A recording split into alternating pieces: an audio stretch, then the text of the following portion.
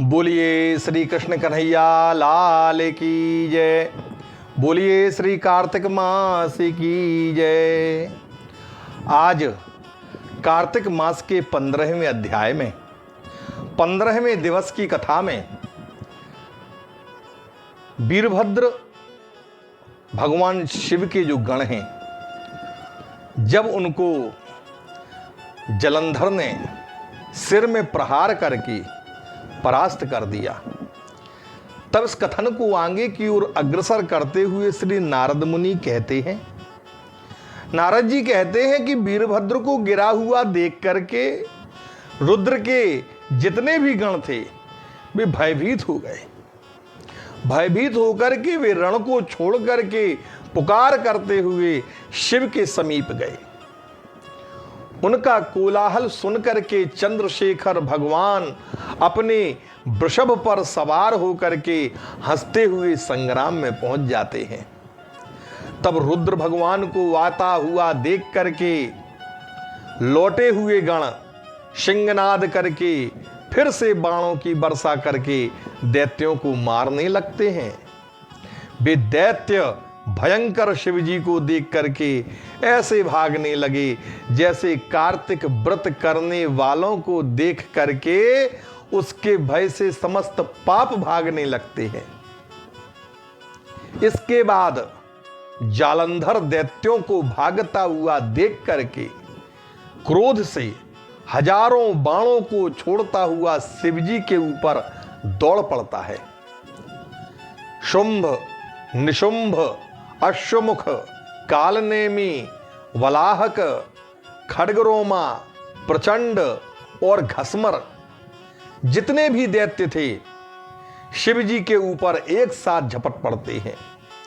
तब शिवजी ने अपने गणों की सेना को बाण रूपी अंधकार से ढकी देख करके दैत्यों के बाण जाल को काट करके अपने बाणों से आकाश को आच्छादित कर दिया। उस समय उन्होंने दैत्यों को अपने बाणों की आंधी से व्याकुल कर दिया।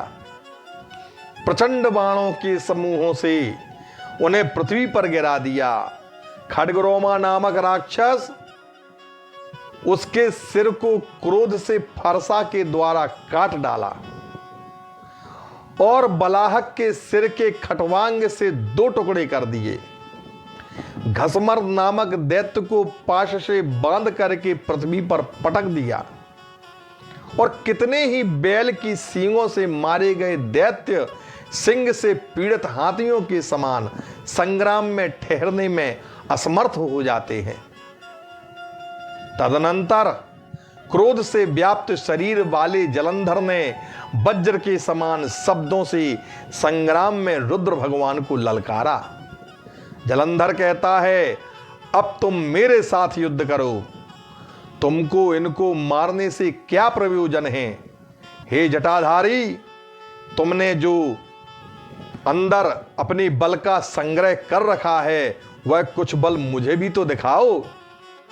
तब नारद जी कहते हैं महाराज पृथु से कि हे राजन, ऐसा कहकर के उसने शिवजी के आए हुए बाणों को अपने पैने बाणों के द्वारा हंसते हंसते काट डाला। तदनंतर घोड़ा को, ध्वजा को और छत्र को शिवजी ने अपने 7 बाणों से काट दिया। कटे धनुष और बाण रहित, रथ रहित जलंधर वेग से गदा उठा करके शिवजी के ऊपर टूट पड़ता है। तब शिवजी ने उसकी गदा के अपने बाणों से 2 खंड कर दिए। इस पर भी वह घूंसा उठा करके मारने की इच्छा से शिवजी के पास जब पहुंचा, तत्काल शिवजी ने बाणों के समूह से उसको 1 कोस दूर हटा दिया। तब जलंधर शिवजी को अधिक बलवान समझ करके उनको मोहित करने वाली अद्भुत गंधर्वी माया की सृष्टि करने लगता है।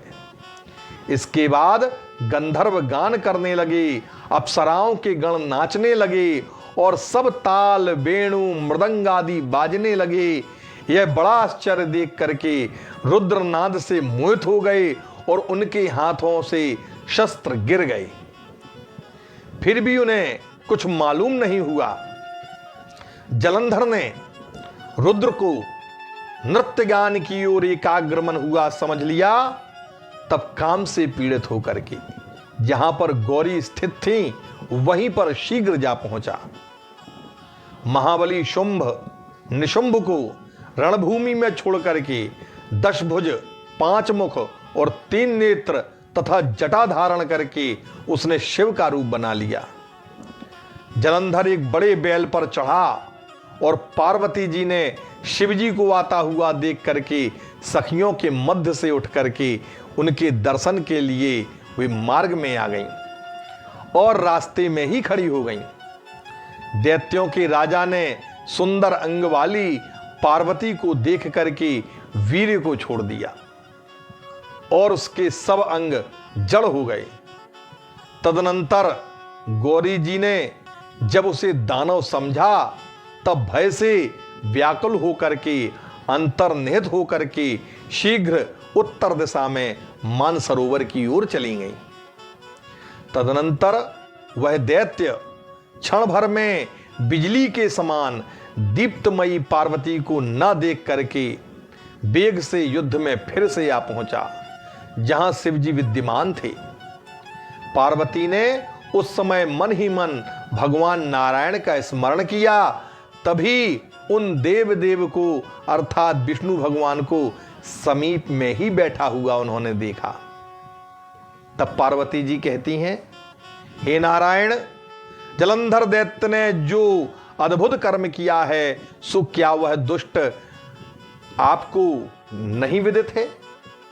क्या उसका कर्म आप नहीं जानते हैं? तब भगवान नारायण कहते हैं, उसने छल करके रूप बदलने का जो मार्ग दिखाया है हम भी उसी मार्ग पर चलेंगे। अर्थात जैसा छल उसने किया है वैसा ही अब हम उसकी स्त्री से करेंगे, अन्यथा पतिव्रत धर्म से रक्षित वह जलंधर मरने योग्य नहीं है। नारद जी कहते हैं, विष्णु भगवान ऐसा कहकर के जलंधर के नगर में चले गए और शंकर भगवान गंधर्वों के समेत संग्राम में ही स्थित रह जाते हैं। तब भगवान ने क्या किया?